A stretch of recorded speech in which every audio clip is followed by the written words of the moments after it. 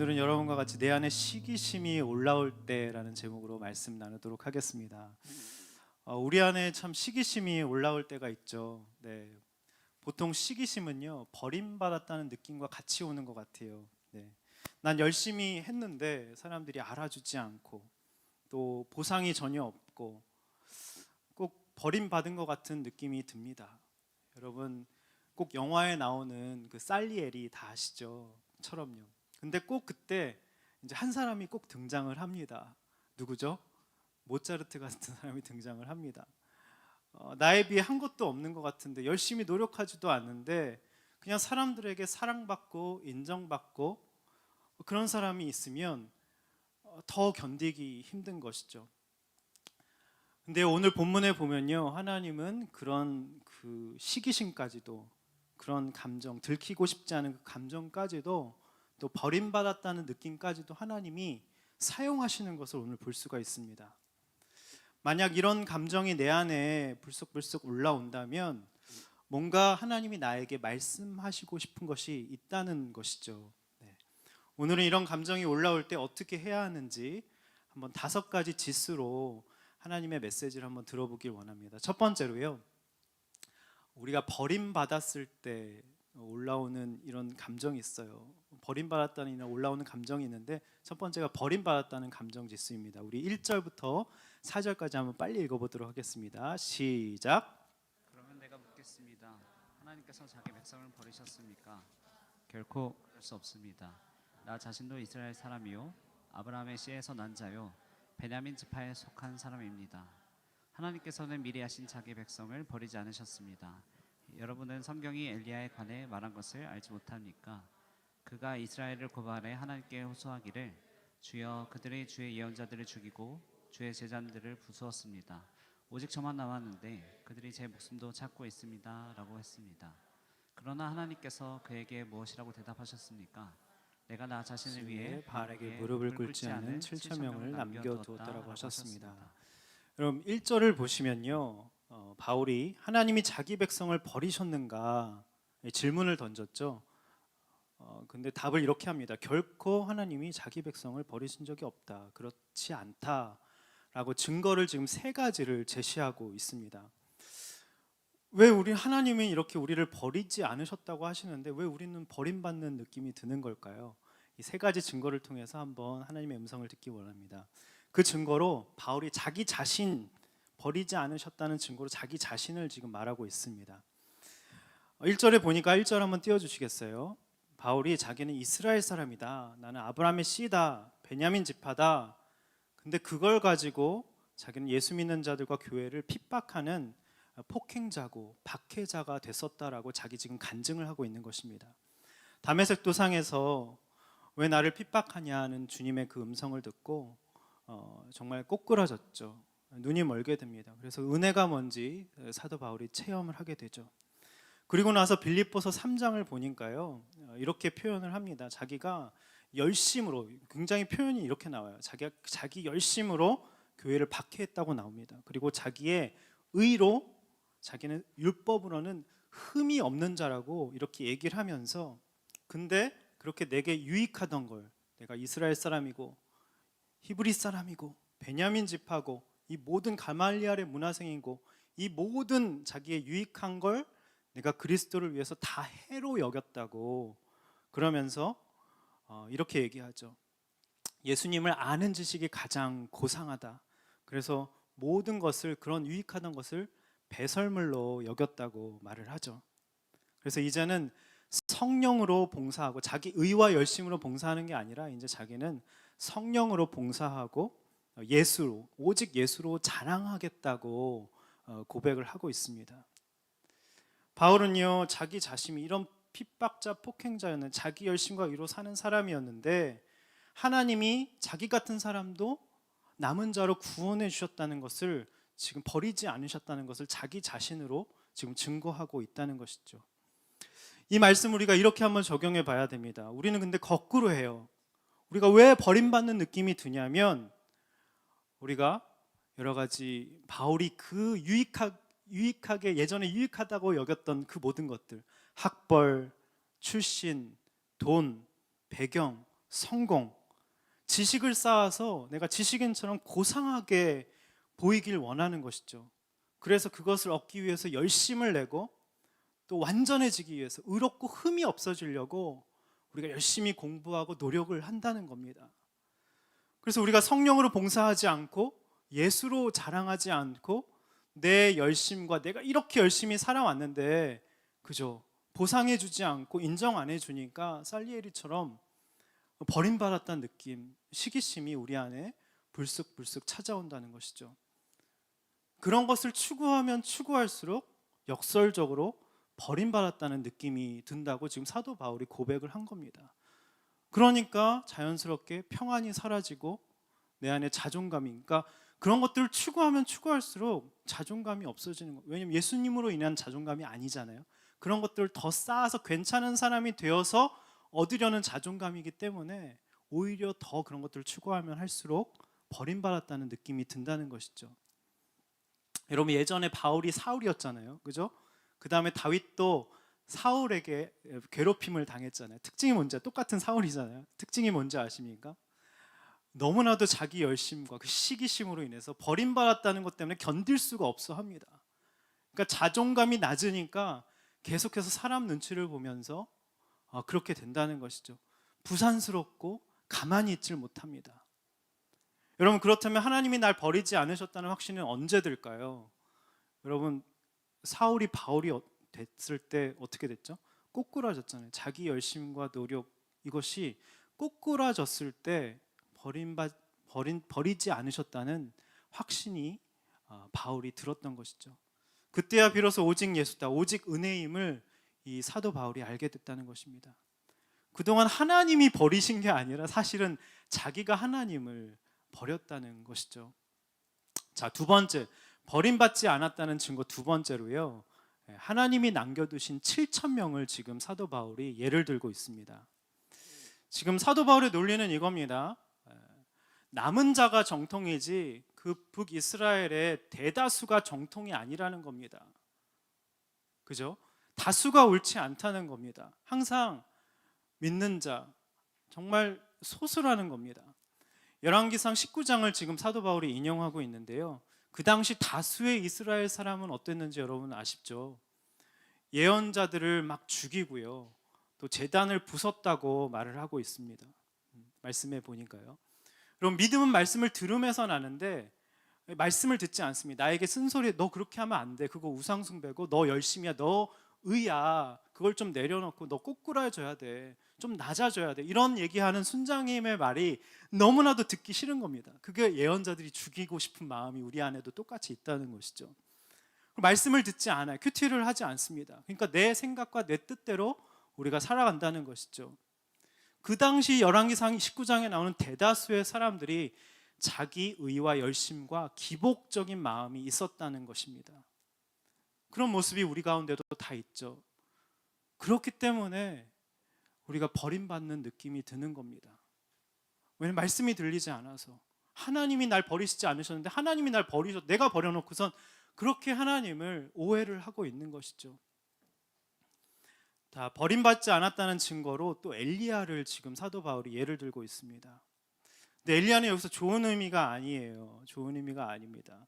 여러분, 말씀해 보시면 3절에 엘리야가 뭐라고 하죠? 대다수 사람들이 다 기복적으로 예언자들을 죽이고 제단을 부수고 너무 다 그렇게 살아가니까 엘리야가 그 정말 아세라 선지자에게 정말 하나님의 심판을 보여주고 멋있게 했는데 그 이세벨이 죽이려고 할 때 호렙산으로 도망가잖아요. 그죠? 무기력하게 나만 남았다고 하면서 하나님에게 항변하는 예를 지금 사도 바울이 끌어다가 쓰고 있다는 것입니다. 3절 한번 띄워주시겠어요? 3절 보시면 이런 말씀이 나와요. 주여, 그들이 주의 예언자들을 죽이고 주의 제단들을 부수었습니다. 근데 오직 저만 남았습니다. 안 좋은 의미입니다. 여러분, 엘리야의 지금 한계를 볼 수가 있어요. 주의 일을 하면서 우리가 이럴 때가 있죠. 나만 남았다고. 이게 생색과 자기 의가 엘리야에게 올라온 것이죠. 그게 얼마나 무서운지 지금 사도 바울이 얘기하고 있는 것입니다. 엘리야는요, 순교자 컴플렉스가 있었어요.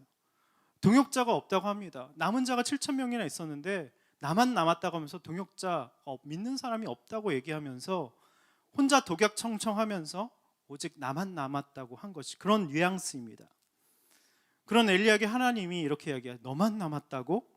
아니다. 나를 위해 7천 명을 나를 위해 내가 7천 명을 남겨두었다. 그러니까 언어 유의죠. 너만 남았다고? 아니, 나를 위해 내가 남겨뒀다. 언어 유의죠.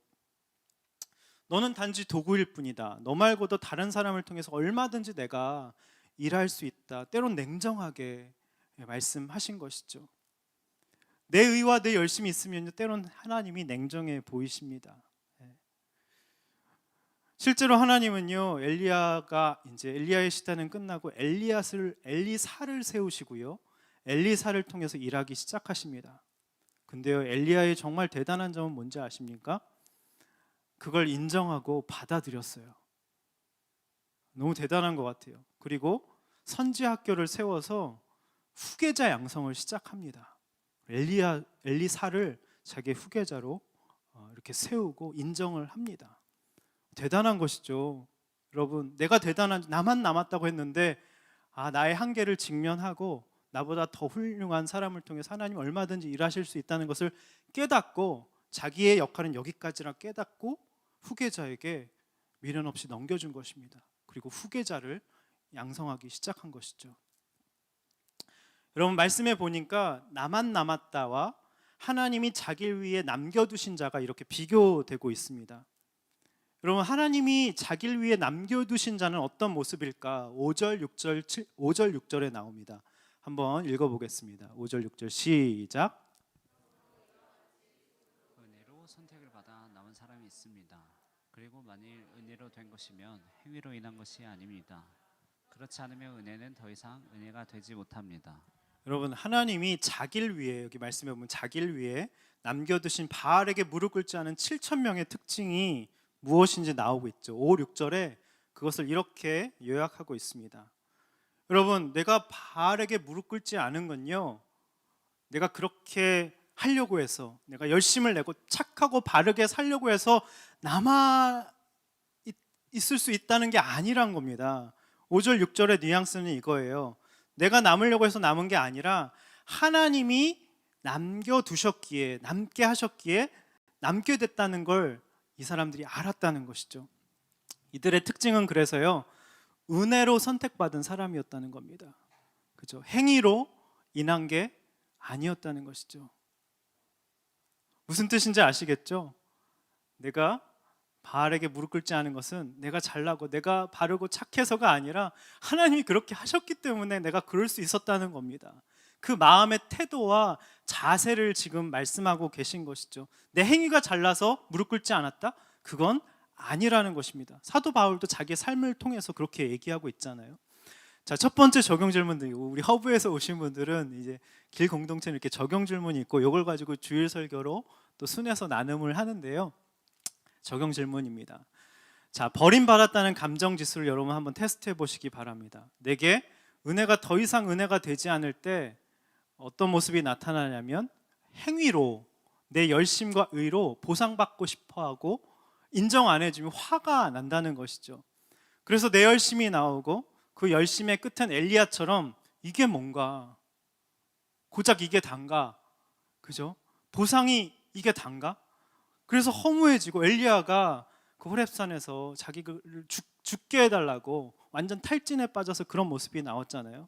그래서 사람이 그렇게 대단한 선지자가 이세벨이 무서워가 덜덜덜덜 떨려서 그렇게 하루길 이틀길 걸려가지고 호렙산으로 도망간 것입니다.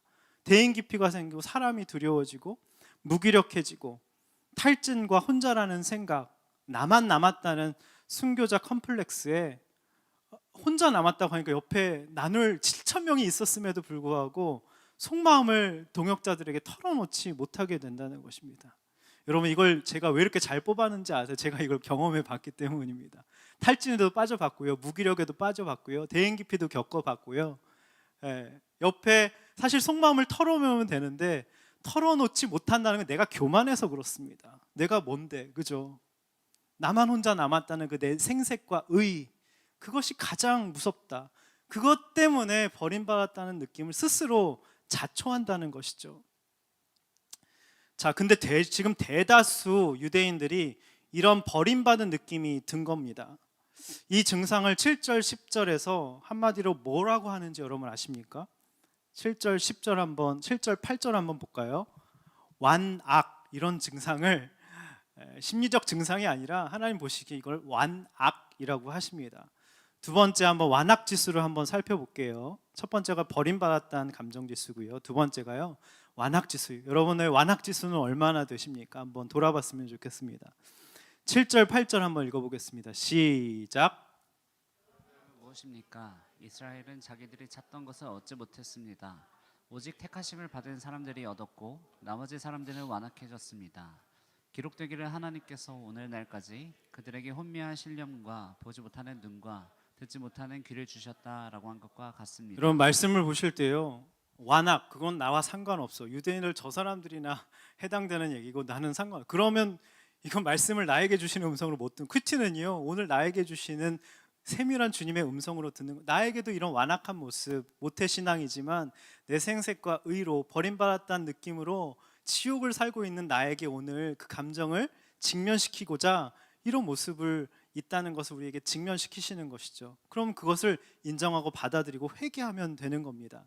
자, 한번 볼까요? 7절, 8절을 제가 한번 이렇게 요약해 봤는데요. 완악해지면요, 이런 특징이 나타납니다. 한번 7절, 8절 띄워주시고요. 제가 빨리 한번 얘기해 드릴게요. 7절에 보면 완악해져서 어떻게 되냐면 그들이 찾고 있는 것을 찾지 못한대요. 우리가 열심히 뭔가를 찾고자 하지만 얻고자 하지만 그것을 결코 얻지 못한다고 나옵니다. 또 완악해진다고 7절에 나오죠. 굳은 살이 박혀서 완악해진다는 것은 찔러도 반응이 없는 상태라는 겁니다. 모두 다 은혜 받고 좋아하고 감사하고 있는데 혼자 은혜 못 받고 감동이 전혀 없는 겁니다. 나 한번 감동시켜봐 하고 이렇게 완악해진, 우리가 굳은 살 박힌 모습이, 마음에 그런 모습이 있다는 것이죠. 또 보니까요, 오늘날까지 혼미한 심령이래요. 우리 인생이 그렇지 않습니까? 완악해지면요, 뭐가 진실인지 모릅니다. 항상 나타난 현상만 보고요, 그러니까 사람 말에, 환경에 갈대처럼 이리 흔들렸다 저리 흔들렸다 혼미케 된다는 것이죠. 나 자신을 모르니까 길이 안 보이고 늘 갈팡질팡 한다는 것입니다. 또 여기 보니까 보지 못하는 눈이래요. 우리가 수많은 정보 속에서 우리가 살아가고 있지 않습니까? 유튜브만 켜도, 인스타에 구글링을 해도 수많은 정보를 찾을 수 있지만 그 모든 수많은 정보 속에서 무엇이 중요하고 나에게 어떤 의미가 있는지 그렇게 내 중심적으로 내 어떤 관점을 가지고 보는 게 아니라 늘 그 정보에 끌려다닌다는 것이죠. 보지 못하는 눈인 것이죠. 듣지 못하는 귀는 뭘까요? 우리가 대화할 때 대화는 하고 있지만 대화를 해도 저 사람이 뭘 말하고 있는지 그 사람의 핵심을 우리가 모른다는 겁니다. 그러니까 막 모여서 같이 식사를 하고 대화를 해도 서로 자기 말만 하고 겉도는 이야기만 하니까 듣지 못하니까요. 대화를 하지만 대화가 안 되는 겁니다. 뭔가 허무한 것이죠. 대화를 하고 나면. 이런 모습이 완악해지면 우리 안에도 일어난다는 것입니다. 또 9절 10절을 보니까요, 바울이 시편 69편 다윗의 기도를 지금 인용하는데요. 왜 이 기도를 인용했을까? 9절 10절 한번 다 같이 읽어보겠습니다. 시작. 말하기를 그들의 밥상이 그들에게 덫과 올가미와 고치는 것과 보응이 되게 하시고 그들의 눈이 어두워져 볼 수 없게 하시고 그들의 등이 영원히 굽게 하소서라고 했습니다. 지금 다윗의 기도는 이런 의미입니다. 지금 하나님을 안 믿고 악을 행하면서도 그죠? 풍족하게 사는 그런 악인들을 보면서 그들이 추구하는 밥상이 덫과 올가미와 거치는 것과 보응이 되게 해달라고 그렇게 하심으로써 그들이 완악해져 있는 악인 같은 그들이 주님께 돌아오게 해달라는 이 탄원의 기도입니다. 저들 심판받게 해주세요, 버려주세요가 아니라 그죠? 그들이 풍족하고 배부르고 등 따시고 나는 정말 풍족하다라고 생각하는 그들의 밥상이 정말 그들에게 얼마나 덫과 올가미와 그런 것이 되게 해달라는 이 탄원의, 그들을 위한 사랑의 기도라는 것입니다. 여러분, 한 신문 기사를 봤습니다. 어떤 의사가 결혼하자마자 일주일 만에 부인에게 이혼 소송을 당한 거예요. 위자료 5억 원을 부인에게 지급하라는 판결을 받은 겁니다. 근데 내용인즉슨 이런 거예요. 결혼할 때 이 사람이 남편이 의사였어요. 의사에게 시집 온다는 이유로 부인이 이제 아파트와 예단 등으로 이제 10억 원을 쓴 겁니다. 근데 부인이 그걸 마련하느라 10억 중에서 3억을 대출받아서 의사 남편이니까 이 정도는 처가에서 해줘야 된다고 생각해서 한 거죠. 근데 그걸 알고 의사 남편이 3억 대출받은 줄 알고 왜 대출이냐 하면서 싸움이 시작된 거예요. 그 돈은 우리가 다시 갚아야 되는 돈이 아니야. 너희 집에서 너희 처가에서 갚아야 되는 돈이다. 내가 의사라는 거죠. 그러면서 오피스텔을 하나 더 해달라고 해내라고 이제 부인에게 얘기한 겁니다. 그래서 부인이 열받은 거예요. 그래서 이혼 소송을 하고 위자료 이제 5억을 받아내게 된 것이죠. 여러분 이 얘기를 왜 하냐면요. 이 말씀이 바로 이 얘기입니다. 내게 여러분 특권이 내가 이런 사람인데 의사인데 그죠? 특권이 있다고 생각하는 만큼 자존심이 있으니까 걸리는 게 많습니다. 부인도 그 의사라는 특권 저 사람이랑 결혼하면 내가 좀 괜찮게 살겠다 싶어서 3억 대출 받아서 그렇게 결혼을 한 거잖아요. 자기 부모님을 설득해서. 그러니까 혼수가 지금 올가미가 된 겁니다. 고가 아파트는 너무 살고 싶으니까 거기에 맞는 생활비와 교육비가 이 사람들에게는 이제 거치는 게 된 것이죠. 나는 이 정도 살아야 되는데 내 체면과 내 욕심 때문에 이 보응 여기 말씀해 보면 이런 것들이 그 풍족한 밥상이 거치는 것이 되게 해달라고 다윗이 기도했잖아요. 보응으로 당해야 하는 것들이 너무나도 많다는 보응이 이제 함정이라는 뜻이거든요. 자기 함정에 자기가 이런 것들 때문에 자기가 스스로 빠지게 된다는 뜻입니다. 그러다 보니까 말씀에 나온 것처럼 허리가 휘고 등이 굽을 수밖에 너무 힘든 거예요. 거치는 게 많고 그러니까. 자, 두 번째 적용 질문 드리겠습니다. 우리에게도 왜 이런 모습이 없습니까? 여러분 결혼을 왜 하고 싶습니까? 믿음 때문에 결혼하고 싶어요. 저 사람의 조건과 여러 가지 그런 걸 보면요, 이런 거치는 일이 반드시 생기게 된다는 것이죠. 내 안에 완악지수를 한번 돌아보기 원합니다. 찾는 것들을 얻지 못해요. 모두 은혜 받을 때 혼자 감동이 없습니다. 사람과 말과 환경에 늘 흔들리고요. 갈대처럼 수많은 정보에 우리가 혼미해지고 끌려다닙니다. 대화를 하는 것 같지만 소통이 잘 안 되고 늘 겉도는 이야기만 하고 내 욕심 때문에 그것이 함정이 되어서 올가미에 걸리고요. 카드 빚으로 등이 굽는다는 것입니다. 여러분 빚은 지시면 안 됩니다. 카드빚 돌려막기 하지 마세요. 리볼빙 하지 마시기 바랍니다. 등이 굽을 수밖에 없어요. 내 욕심 때문에 빚지지 마십시오. 네. 자, 버림받았다는 감정지수, 완악지수를 이제 점검해 봤죠. 이제 세 번째는요, 실패지수를 한번 나는 실패를 어떻게 받아들이는가, 실패지수를 한번 점검해 보길 원합니다. 11절, 12절 다 같이 읽어보겠습니다. 시작. 그러면 내가 묻겠습니다. 그들이 완전히 쓰러져 내버려야 할 정도로 넘어진 것입니까? 결코 그럴 수 없습니다. 도리어 그들의 넘어짐으로 구원이 이방 사람에게 이르러 이스라엘이 시기하게 하려는 것입니다. 그들의 넘어짐이 세상의 부요함이 되고 그들의 실패가 이방 사람들의 부요함이 됐다면 그들의 충만함은 얼마나 더 큰 부요함을 가져오겠습니까? 사도 바울이 11절에서 굉장히 중요한 질문을 던지고 있습니다. 하나님이 그 유대인들 이스라엘을 완전히 내어 버리셨냐는 거죠. 그죠? 근데 바울은 결코 그렇지 않다. 하나님은 버리시지 않았다. 왜요? 하나님께서는 그 유대인의 실패까지도 선용하시는 분이라는 겁니다. 그들이 이제 넘어져서 구원이 이방인들에게 이르렀다고 지금 말을 하고 있는 게 맥락은 그것이에요. 유대인들이 넘어졌기 때문에 그들의 실패가 이방 사람 세상에 부요함이 됐다고 지금 이런 맥락으로 바울이 얘기한 것입니다. 여러분 이 말씀을 우리 삶에 내 삶에 어떻게 적용해야 될까요? 하나님을 믿는 우리도 유대인들처럼 얼마든지 자고하면요, 내 생색과 내 의와 열심히 나와서 또 그러면요 언제든지 넘어질 수 있다는 겁니다. 근데요 그 넘어짐과 실패가 영원하다는 건 아니에요. 우리가 넘어지고 실패하는 것은 완전히 망하는 것이 아니라 우리 삶의 과정이라는 것입니다. 우리도 실패와 넘어짐으로 겸손해지고 하나님을 뜻을 더 깊이 깨닫게 되고 성숙해질 수 있다는 것이죠. 또 우리의 실패와 넘어짐이 사도 바울처럼 자기도 실패했다, 비방자 폭행자였는데 자기도 실패했다고 간증한 것이잖아요. 그래서 나의 실패와 넘어짐을 간증함으로써 누군가에게 반면교사가 될 수 있고, 나의 실패와 넘어짐을 얘기함으로써 저 사람들이 나를 반면교사 삼아서 풍성해질 수 있다는 것을 얘기하는 것입니다. 그렇다면 우리가 그 실패와 넘어짐을 통해서 하나님께서 이루시는 것들이 뭐가 있을까요?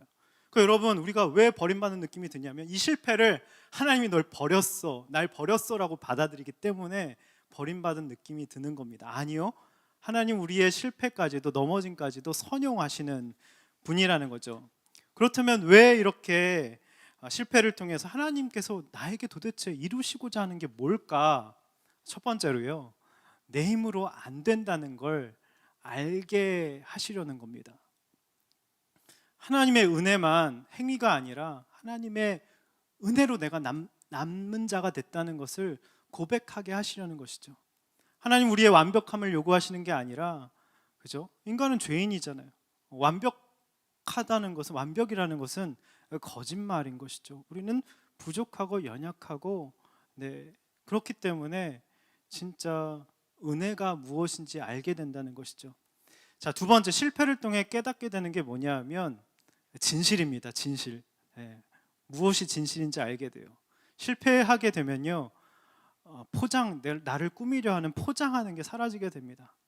실패하지 않을 때는 내 열심과 완벽해지기 위해서 내 열심과 노력으로 괜찮은 사람이 되려고 엄청나게 꾸밉니다. 근데 실패하면요, 내 실체가 있는 모습 그대로 드러나잖아요. 그죠? 시기심도 많고 무기력하고, 그죠? 이런 내 안의 열심과 어떤 이 의가 그게 다 얼마나 천한지 알게 되잖아요. 실체가 드러납니다. 그래서 거기서 진실을 마주대하게 되는데 그 진실은 뭐죠? 이게 내 모습이구나, 내 꼬라지구나, 그죠? 하나님 앞에서 그래서 겸손해지게 된다는 것이죠. 여러분, 예배는요, 내 괜찮은 모습, 꾸미는 모습, 이런 것을 하려고 나오는 게 아니라요, 예배는 뭐냐면 내 모습 그냥 그대로 나아가는 것이 예배입니다. 그냥 진실되게 내 모습 이대로 주님께 나아가는 것이 예배인 것이죠. 자, 적용 질문 드리겠습니다. 여러분, 실패 지수를 한번 곰곰이 돌아보셨으면 좋겠습니다. 나의 넘어짐과 실패를 반면교사로 다른 사람의 구원을 위해, 다른 사람의 부요함과 풍성함을 위해서 사도 바울처럼 간증하고 쓰고 있는지, 또 실패를 통해서 하나님께서 내게 이루시고자 하시는 것이 무엇인지, 그죠? 아까 두 가지 얘기했죠. 내 힘으로는 안 된다는 것, 내 있는 모습 그대로 하나님께 나아가는 게 예배이고 진실된 모습이라는 것을 우리가 알게 된다는 것이죠. 자, 버림받았다는 감정 지수를 우리가 살펴봤습니다. 두 번째로 완악 지수, 세 번째로 실패 지수, 네 번째는요 시기 지수입니다. 오늘 이제 제목이 그렇잖아요. 내 안에 시기심이 올라올 때, 시기 지수, 내 안에 시기 지수가 얼마나 되는지 여러분 돌아보셨으면 좋겠습니다. 13절 19절 한번 빨리 읽어보겠습니다. 시작. 이제 내가 이방 사람이 여러분에게 말합니다. 내가 이방 사람의 사도인 만큼 나는 내 직분을 영광스럽게 여깁니다. 이는 내가 어떻게든 내 동족에게 시기심을 일으켜 그들 가운데 다만 얼마라도 구원을 받게 하려는 것입니다. 버리신 것이 세상의 화목이 됐다면 하나님께서 그들을 받아들이시는 것은 죽은 사람 가운데서 살아나는 것이 아니고 무엇이겠습니까? 첫 열매로 바치는 반죽 덩어리가 거룩하면 반죽 덩어리 전체도 그러하고, 뿌리가 거룩하면 가지도 그러합니다. 그런데 가지들 가운데 몇 개가 부러졌는데 돌올리브 나무인 그대가 그들 가운데 접붙임을 받아 참 올리브 나무 뿌리의 자양분을 함께 나눠받는 사람이 됐으니 그 가지들을 향해 자랑하지 마십시오. 자랑한다 할지라도 그대가 뿌리를 지탱하는 것이 아니라 뿌리가 그대를 지탱한다는 사실을 명심하십시오. 그러면 그대는 가지들이 부러진 것은 나로 접붙임을 받게 하기 위한 것이었다라고 말할 것입니다. 여러분, 이스라엘은요 하나님의 선민이었습니다. 맏아들이었습니다. 장자였습니다. 그들을 통해서 이방 많은 사람들이 하나님의 부요하심을 깨닫게 되고 구원을 알게 하시려는 하나님의 선민이었다는 것이죠. 근데 그 역할을 감당해야 했는데 그들이 그렇게 안 했죠. 자고하고 자만하고 교만해서 이방인들을 무시했습니다. 실패했죠. 그렇다고 하나님이 실패한 거냐? 그렇지 않다라고 아까 말씀을 드렸죠. 그래서 하나님이 어떤 방법을 지금 쓰셨는지에 대한 내용을 지금 쫙 바울이 얘기하고 있는 것이죠. 원가지인 참 올리브 나무 가지를 하나님이 잘라 버리셨다는 겁니다. 그리고 유대인들을 그렇게 꺾어 버리셨다는 것이죠. 그럼 그 빈자리에 상처가 나잖아요. 이렇게 가직을 쳤으니까 상처가 나잖아요. 그 자국이 있잖아요. 빈 곳이 있잖아요. 거기다가 우리가 이방인이잖아요. 그죠? 이방인이었던 우리를 정말 그 사이에다가 우리를 갖다 접붙이셨다는 겁니다. 돌 올리브 나무였는데 우리가, 그죠? 원래 그래서 참 올리브 나무의 뿌리로부터 자양분을 받아먹게 하셨다는 겁니다. 여러분, 돌 올리브 나무를 제가 찾아보니까요, 굉장히 볼품이 없고요. 예.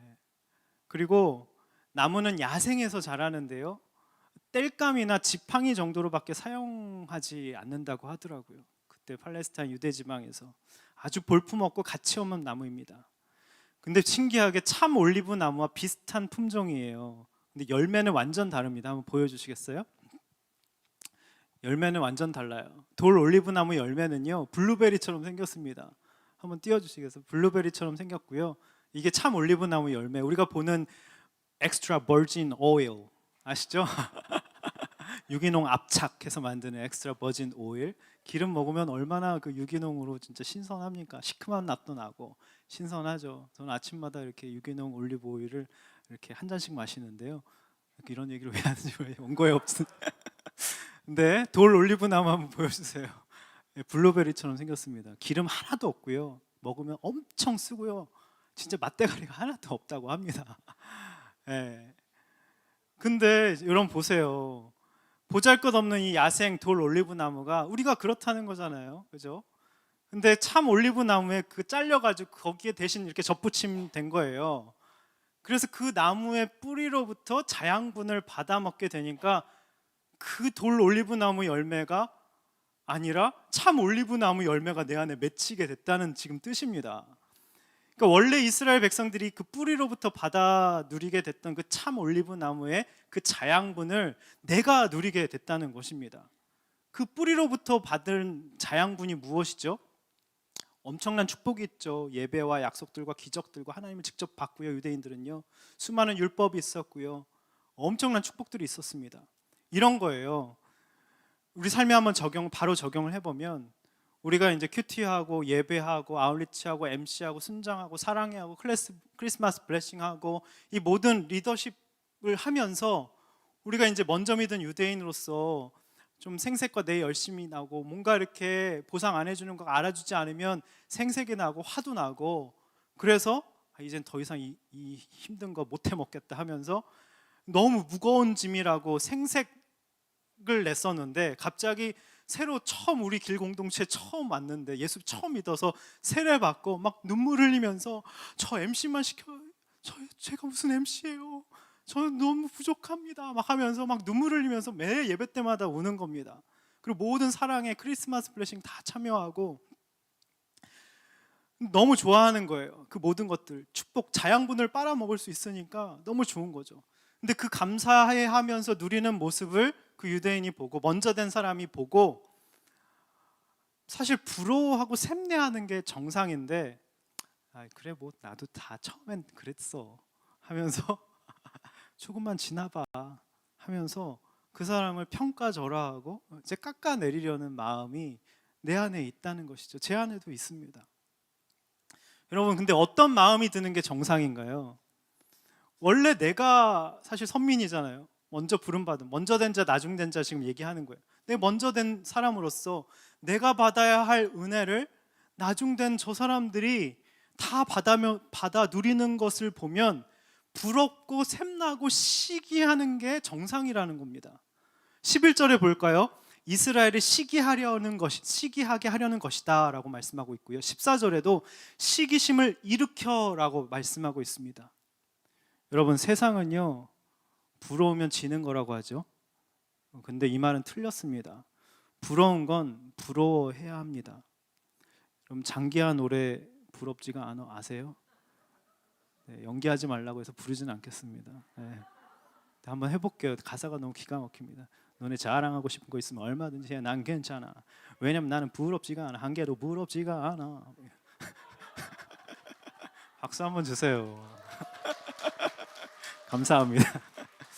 근데 저는 이 가사를 보면서 너무 나는 이게 부럽다는 소리로 들리더라고요. 세상적인 게 이 모든 것들이 부럽다는 소리로 들려요. 그러니까 너무 부러우니까 안 부럽다고 막 다짐을 하는 것처럼 이 노래가 사실 들립니다. 자기 최면을 스스로에게 걸고 있는 것처럼 사실 들렸어요. 여러분, 예수님이 그 이방인 백부장을 보시면서 뭐라고 하셨죠? 이스라엘에서 이만한 믿음을 보지 못했다. 유대인들 바리새인들 앞에서, 그죠? 혈루병 걸린 여인, 정말 개만도 못하게 혈루병 걸린 여인은 가까이 부정한 사람이었습니다. 근데 내 믿음이 널 구원했다. 믿음 최고다. 칭찬해 주신 겁니다. 그리고 난쟁이 세리 삭개오에겐 많은 사람들이, 세리는 인간 취급도 안 했어요. 친구가 없었습니다. 근데 그 집에 유하시면서 내가 오늘 이 집에 유해야겠다. 내가 너의 친구가 되어줄게 하시면서 오늘 구원이 네 집에 임했다고 칭찬을 해주십니다. 이방인과 세리에게 엄청난 칭찬을 예수님이 해주셨어요. 근데 예수님이 칭찬하시면 유대인들이 샘내고 부러워해야 되는 거 아닙니까? 자기들이 얼마나 큰 뿌리입니까? 자양분을 받았습니까? 축복을 받았습니까? 근데 유대인들이 그런 겁니다. 난 하나도 너희들이 부럽지가 않다고 막 다짐을 합니다. 돌 감람나무의 주제 하면서 이 세리와 죄인들을 하면서 난 너희들과 차원이 달라 하면서 그들을 엄청나게 깎아내렸다는 것이죠. 여러분, 적용 질문 드리겠습니다. 여러분들의 시기지수, 부러워하는 건 부러워해야 합니다. 부러워할 건 부러워해야 합니다. 여러분, 야생에서 자라서 땔감이나 지팡이 정도로밖에 사용되지 않고 기름도 써서 못 먹는 상품 가치가 전혀 없는 돌감나무 같은 그런 사람들, 이방인 백부장 세리와 이런 사람들이 그 자양분을 받아 먹으면서 최상급 열매를 맺는 모습을 볼 때 너무 감사하고 정말 은혜로 막 행복해하고 기뻐하고 내 집에 주님이 유하셨어, 그런 모습을 보면서 여러분, 칭찬받고 인정받는 예수님의 그 칭찬과 인정을 받는 모습을 볼 때 먼저 믿은 나로서 여러분, 난 하나도 부럽지가 않아. 자기 최면을 막 하면서 그들을 먼저 믿은 사람으로서 나중 믿은 사람들을 평가절하하고 깎아내리면 하나님이 너무 마음 아파하신다는 것이죠. 여러분, 부러운 건 부럽다고 얘기하셔야 됩니다. 여러분, 신데렐라 보면 그 계모가 너 너무 예쁘구나 말 못하잖아요. 그 앞에서 혼자 가가지고 뭐라 그래요? 갑자기 떠올랐어요, 이 얘기가. 혼자 방에 가서 뭐라 그래요? 거울아, 거울아, 이 세상에서 누가 제일 예쁘니? 혼자 그러고 있잖아요. 우리가 그렇다니까요. 부러우면 부럽다고 얘기하시는 게 정직하고 용기 있는 태도입니다. 진짜 부러운 사람은요, 말을 안 해요. 무슨 뜻인지 아시겠죠? 혼자 그렇게 막 곱씹는다니까요. 솔직하게 여러분, 부럽다고 샘난다고 표현하는 게 건강한 겁니다.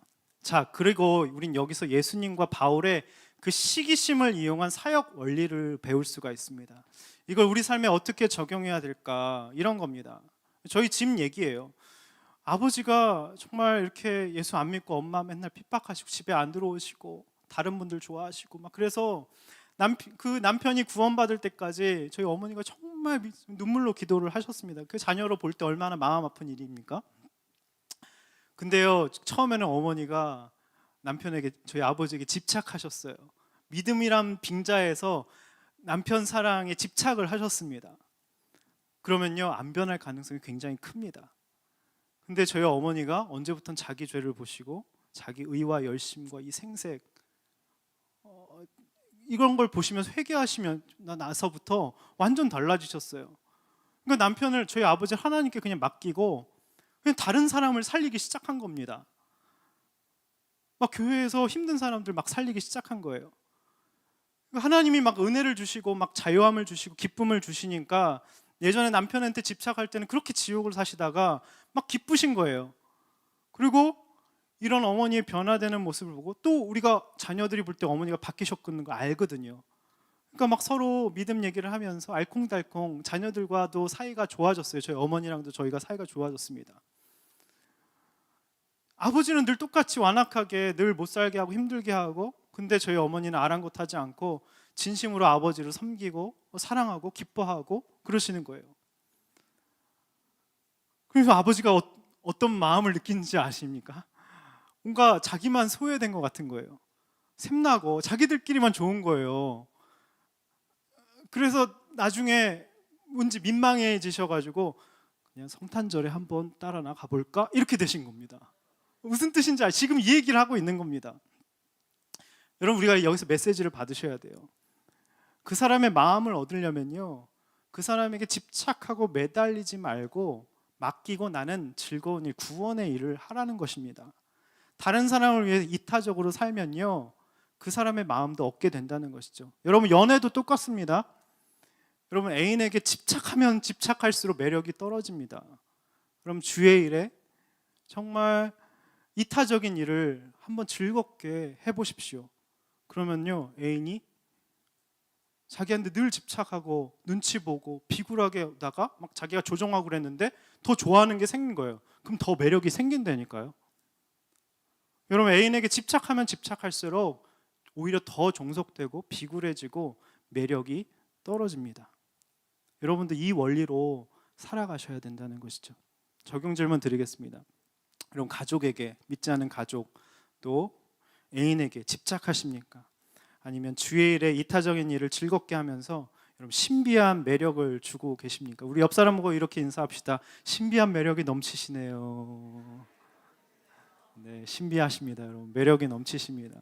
네, 집착하지 마시기 바랍니다. 마지막 겸손지수입니다. 자, 첫 번째가 뭐였죠? 버림받았다는 감정지수, 완악지수, 실패지수, 시기지수, 마지막이 겸손지수입니다. 자, 20절, 24절 한번 빨리 읽어보겠습니다. 시작. 그는 믿지 않음으로 부러졌고 당신의 믿음으로 서 있습니다. 마음의 교만을 품지 말고 오히려 두려워하십시오. 하나님께서 원가지들도 아끼지 않으셨으니 그때도 아끼지 않으실 것입니다. 그러므로 하나님의 인자하심과 준엄하심을 생각해 보십시오. 넘어진 사람들에게는 준엄하심이 있으나 만일 그대가 하나님의 인자하심 안에 머무르면 그분의 인자하심이 그대에게 있을 것입니다. 그렇지 않으면 그대 역시 잘려 나갈 것입니다. 또한 그들이 불신앙에 머물지 않는다면 다시 접붙임을 받을 것입니다. 하나님께서는 그들을 다시 접붙이실 수 있기 때문입니다.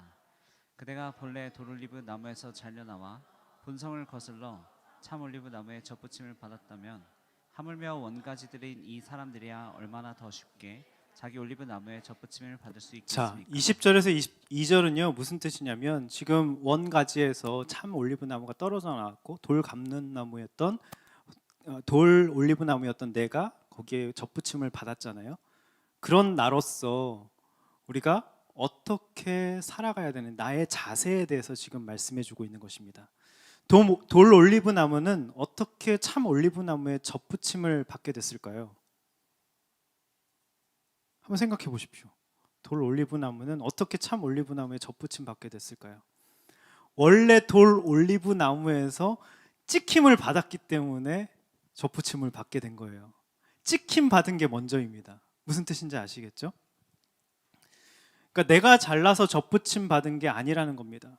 돌 올리브 나무에 붙어 살다가 찍혀 잘렸기 때문에 이게 무슨 뜻이에요? 세상에서 우리가 실패하고 또 버림바 되었기에 그죠? 그런 감정을 느끼고 절망을 바닥을 경험했기에 참 올리브 나무이신 주님, 포도나무 비유 다 아시잖아요, 그죠?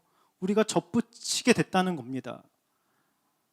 여러분, 우리가 전해주는 사람도 없고 고난도 없는데 이런 찍혀 버리움 바되는 아픔도 없는데 자발적으로 예수님을 믿는 사람은 거의 없다는 것입니다.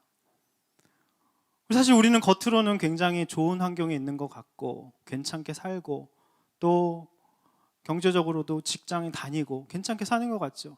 근데요, 대부분요 사실 들여다보면 모든 집안의 사연을 들여다보면 또 내 내면을 들여다보면 다 상처받은 게 있고 배신당하고 싫어 버림받았고 거절감도 경험해봤고 또 내 힘으로 안 되는 어떤 질병의 아픔도 있고 또 물질과 성공과 모든 인간관계에서 우리가 찍힘을 받았기 때문에 예수님께 접붙이게 됐다는 것이죠. 근데 이렇게 우리가 은혜로 접붙임 됐는데 내가 돌 올리브 나무였는데 내 주제를 잃고 내 주제를 잊어버리고 내 열심과 의가 또 아까 먼저 된 유대인들처럼 나오면요 그 은혜를 잃어버리게 되면 나도 순식간에 그 원가지에서 잘릴 수 있다는 얘기를 지금 하고 있는 것입니다. 그 얘기가 지금 21절에 나오고 있어요. 원래 가지도 아끼지 아니하셨는데 우리를 아끼시겠냐고. 너도 교만하면 너도 그렇게 될 수 있어 라고 따끔하게 지금 얘기하고 계신 것이죠. 근데 여러분, 내가 잘 믿는, 그러니까 먼저 된 사람이 나중되고 나중된 사람도 또 먼저 될 수 있고요, 그 먼저 된 사람이 또 나중될 수 있다는 거예요. 이게 계속 돌고 돈다. 이게 하나님 나라의 원리라는 것이죠. 늘 겸손해야 한다는 것입니다. 내가 잘 믿고 내가 잘하고 생각하는 바로 그 순간, 그 느낌이 드는 순간 이 교회에선, 이 공동체에선 내가 없으면 안 될 것 같고, 근데 여러분 없어도 잘 되거든요. 할렐루야. 저도 그걸 경험해 봤어요. 저 없이 너무 잘 굴러가더라고요. 저는 정말 아무것도 아니더라고요. 그러니까 누구나 겸손하게 하나님께 잘 붙어 있으라는 겁니다. 겸손하게. 그래서 23절 24절은 돌 올리브 나무였던 내가 이만큼 쓰임을 받는다면 모태신앙인 그 유대인들, 그들이 만약 다시 돌아오면 나보다 훨씬 더 크게 놀랍게 쓰임 받을 수 있다는 얘기를 지금 바울이 한 겁니다. 문제 많고 죄 많은 정말 볼품없는 돌 올리브 나무 같은 나도 이렇게 쓰임 받는데, 성실하고 엄청난 축복이 있는 그 뿌리가 견고한 그 유대인들이, 먼저 믿은 사람들이 돌아오면 훨씬 더 큰 것으로 쓰임 받을 수 있다는 것이죠. 누구도 우리는 비난할 수 없다는 것입니다. 믿음 좋은 것 같더니 꼴 좋다, 모태 신앙이어도 별 수 없네, 잘 됐다, 뭐 이런 마음이 우리 안에도 있다는 것이죠. 욕할 수 없다는 것입니다. 예수님을 죽게 한 유대인들도 이제라도 회개하고 돌이키기만 한다면 하나님은 누구도 못 쓸 사람이 없다라고 말한 것이죠. 그 어떤 사람도 하나님의 은혜에 있으면, 은혜에 사로잡히면 사도 바울, 사울과 같은 사람도 하나님이 변화시킨다는 것을 말씀하고 계신 것이죠. 여러분, 혹시 상처받고 배신당하고 또 병들고 뭔가 안 되고 찍혀 떨어지고 그래서 아프십니까? 그걸로 인해서 우리가 예수님께 접붙임을 당한 것이죠.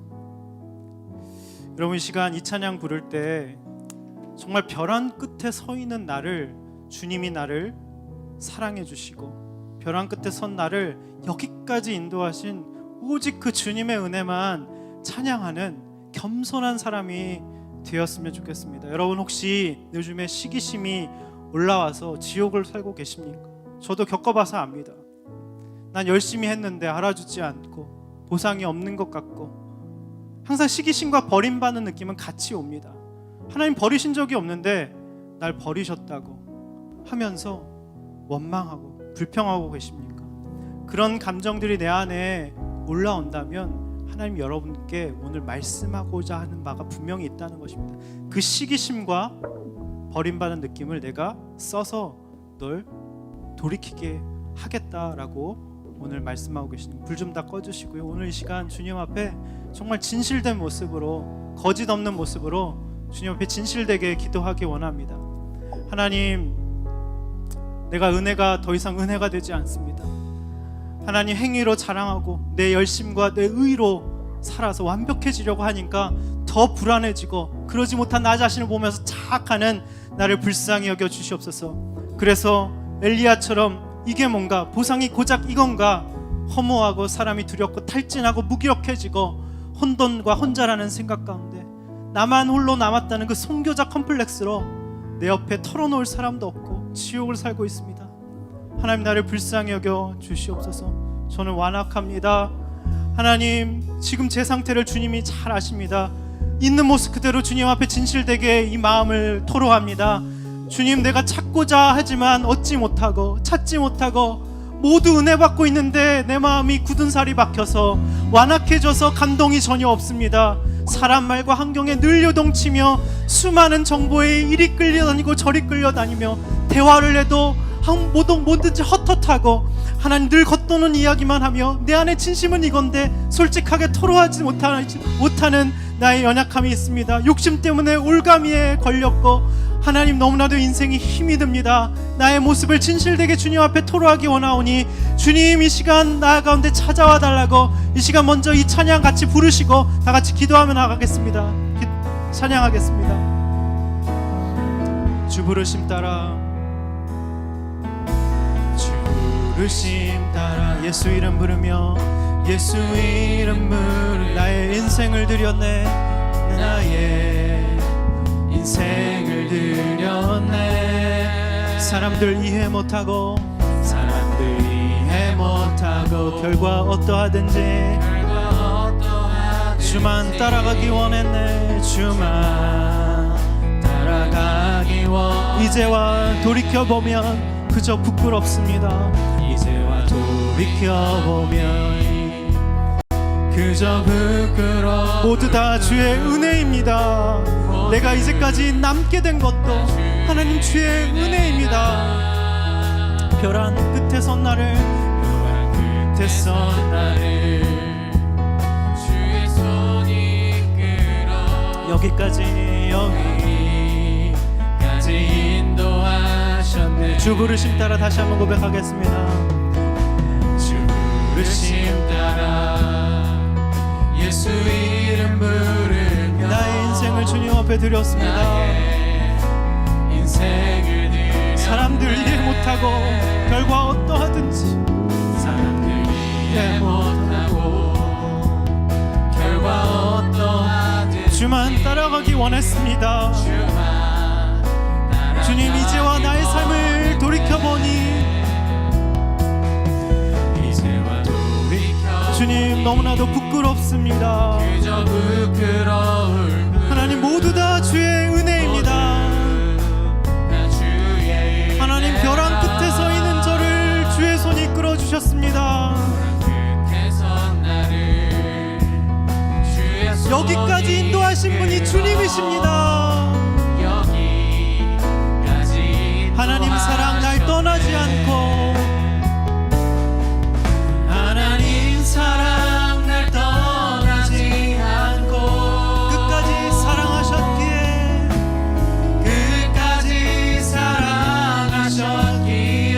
오직 예수와 십자가만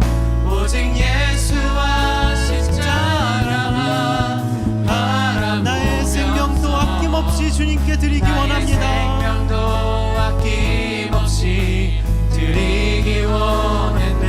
나의 삶으로 나의 노래로 주님께 노래하기 원합니다 노래가 사는 영혼 일으켜 다시 살게 하는 노래가 돼 주 배울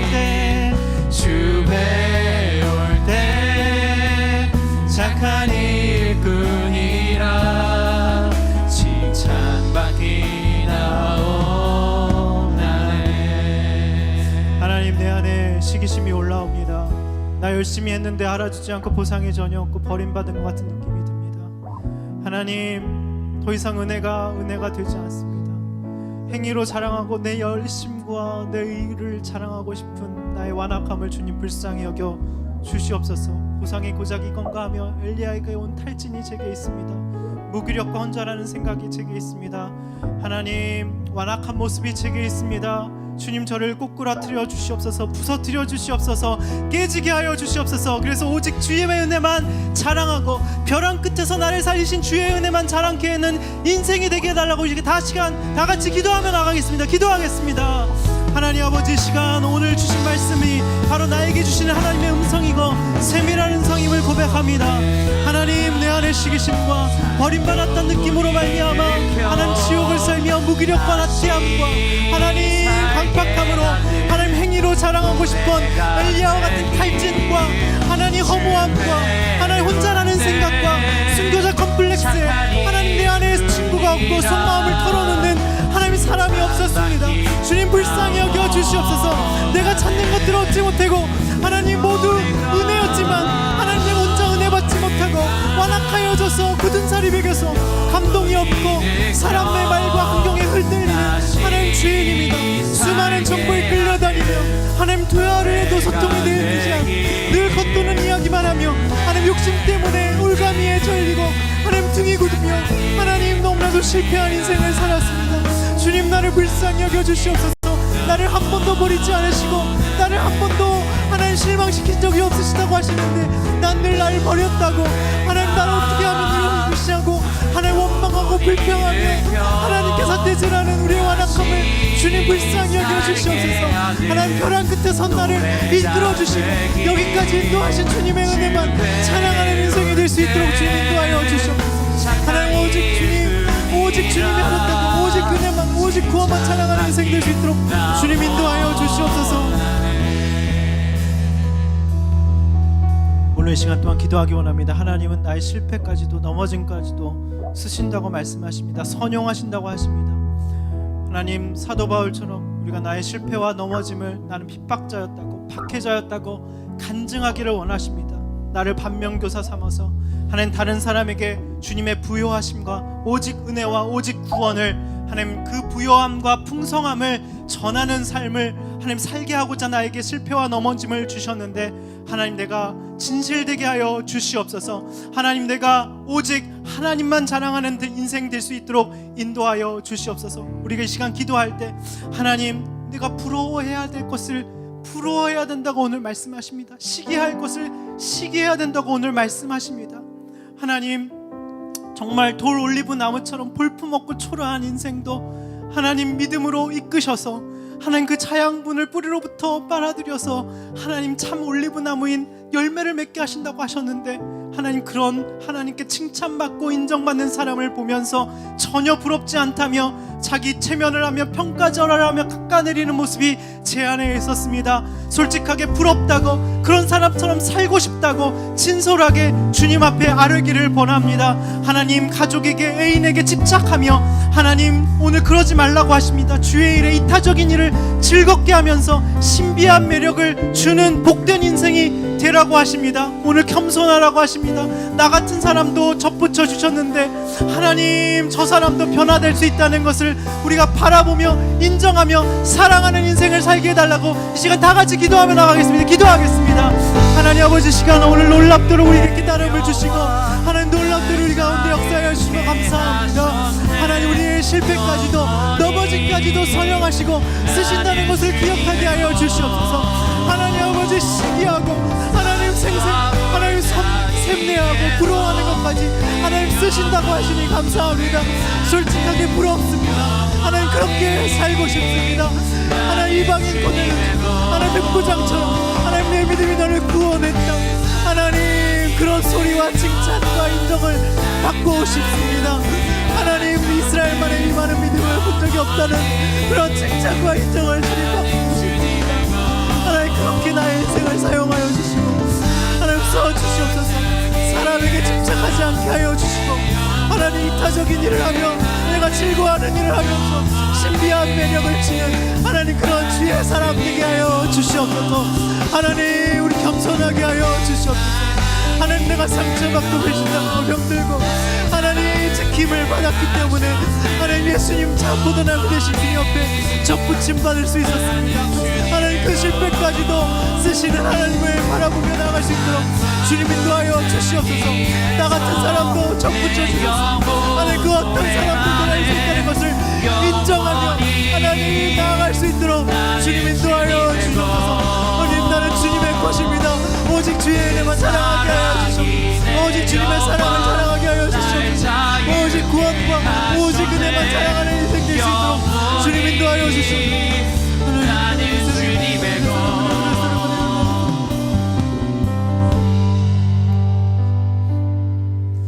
하나님 시기심으로 버림받았다는 느낌 때문에 무기력과 탈진과 하나님 생색과 화와 하나님 우울과 하나님 모든 엘리야에게 나타났던 그 모든 증상들이 저에게 나타났던 것을 고백합니다. 하나님 버림받았다는 원망으로 하나님께 삿대질하며 아니 그런 말조차도 하지 않으며 무기력 가운데 타성이 젖어 있었던 저를 불쌍히 여기시고 벼랑 끝에서 저를 절망 가운데 끌어올려 주시고 수렁에서 끌어올려 주시고 너무나도 감사합니다. 사도 바울처럼 박해자고 폭행자였습니다. 하나님 그럼에도 불구하고 내 행위가 아니라 오직 은혜로 남겨두게 하시고 은혜로 구원받게 해주심을 감사드립니다. 하나님 엘리야처럼 고작 이것이 보상인가 하며 허무하고 두려워졌던 것도 제 완악인 것을 오늘 보게 하시니 감사합니다. 엘리야처럼 자신의 한계를 인정하고 엘리야의 사에게 모든 것을 이양한 것처럼 나보다 잘하는 사람, 하나님이 쓰시는 사람을 인정하고 높이는 그런 겸손함을 저희 가운데 허락하여 주시옵소서. 하나님, 우리가 완악합니다. 찾으려고 해도 찾지 못하고 얻으려고 해도 얻지 못합니다. 혼자 감동이 없고 다른 사람 다 은혜 받는데 감동이 없습니다. 하나님, 우리 마음에 굳은 살이 배겼습니다. 주님, 우리의 마음을 부드럽게 하여 주시고 새 마음이 될 수 있도록 인도하여 주시옵소서. 하나님, 우리의 실패와 넘어짐을 저주라고 생각했는데 하나님, 그것까지도 선용하셔서 나를 반면교사 삼으셔서 많은 사람을 구원으로 이끄시는 부요함을 보이시는 하나님, 그렇게 실패와 넘어짐으로 쓰신다고 하시니 감사합니다. 하나님, 여기 있는 모든 지체들의 실패와 넘어짐을 이렇게 부요함으로 사용하여 주시옵소서. 하나님, 부러운 것을 부럽다고 솔직히 인정하며 용기 있는 하나님 인정함을 우리 가운데 허락하여 주시옵소서. 하나님, 백부장에게 이스라엘에게 이만한 믿음을 보지 못했다. 혈루병 걸린 여인에게 내 믿음이 너를 구원했다. 세리삭개오에게 내 집에 유하여야겠다라고 말씀하신 그 주님의 칭찬과 인정을 나도 받을 수 있도록 인도하여 주시옵소서. 그렇게 우리도 살고 싶습니다. 그렇게 우리의 인생을 써 주시옵소서. 하나님, 사람에게 집착하지 않게 하여 주시옵소서. 주의 일에, 하나님 이타적인 일에 헌신하고 즐겁게 매진할 때 우리 가운데도 신비한 매력을 주실 줄 믿습니다. 하나님, 늘 겸손하게 하여 주시고 내가 찢김을 받았기 때문에 그 어려움 때문에 포도나무이신 예수님께 접붙임 받았다는 것을 늘 겸손하게 고백하며 나아가는 우리 모두가 될 수 있도록 인도하여 주시옵소서. 오늘 말씀 가운데 찾아와 주시고 하나님, 우리의 모든 문제의 원인을 알려주시니 감사합니다. 이제 그 감격과 하나님 감사함과 평안을 가지고 인생을 살아갈 수 있도록 우리 여기 있는 모든 사랑하는 청년들 축복하여 주시옵소서. 감사드리오며 예수님의 이름으로 기도드립니다.